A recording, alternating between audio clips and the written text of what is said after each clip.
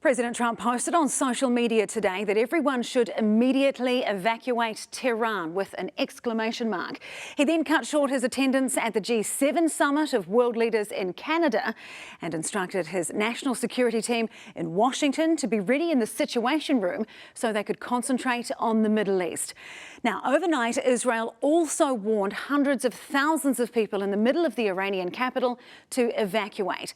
Then it struck Iran's state-run television station during a live broadcast, the explosion forcing the broadcaster to run off camera. Israel said the TV station provided cover for Iranian military operations. Here's our senior correspondent Liset Rama with more. The news broke on Iranian state television in real time. The programme interrupted by an Israeli strike, just as the anchor had been urging citizens to ignore advice to leave. Iranians have been leaving, streaming out of Tehran, desperate to escape the bombing. I am currently in Tehran. Many of my friends have left the city. Since 4 days ago, we've been hearing sounds that we never thought that we could hear them on our soul. As the two countries trade terror, Israel too is being haunted by the soundtrack of war. It's unsurprising Zamir Shatz Stewart's family in Foxton want him home. I still got my Kiwi attitude, like she'll be right, you know, like I'm just trying to find anything I can do to help. As the regional foes rage into a fifth day, there is for Zamir more exhaustion than fear. He realised the tide is changing. Sorry, one second. There's like an emergency alert coming in. We have like this emergency alert that goes on all of our phones 30 minutes before an attack. Do you need 15 to go to minutes, a 30 bunker? minutes. No, not yet. Like it's like telling us that the rockets were fired and it takes a while to arrive. And so begins the now familiar nightly routine. The sirens sound, the skies light up, and Tel Aviv residents move towards bunkers. You just go from siren to siren and hope for the best, basically. The bunkers really do save lives. Like in the last 3-4 days, I've seen like the difference between people who survived and people who died was people who were not in the bunkers.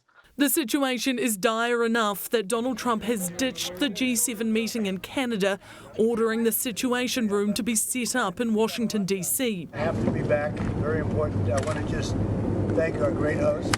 Fantastic job. Thank you in Canada.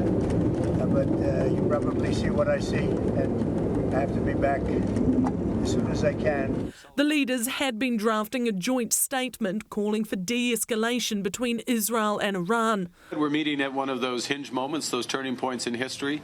The world's more divided and dangerous. But the US president was reportedly pushing back on it, refusing to sign. It's painful for both parties, but I'd say Iran is not winning this war. And they should talk, and they should talk immediately before it's too late. And what would you say, in your opinion, what would it take for the U.S. to get involved in this conflict militarily? I don't want to talk about that. Trump was in the mood to type, though, taking to Truth Social to rant and warn.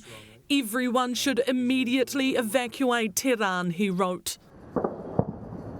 Officials on both sides are threatening the worst is yet to come, while people on both sides hope for peace. We do want peace.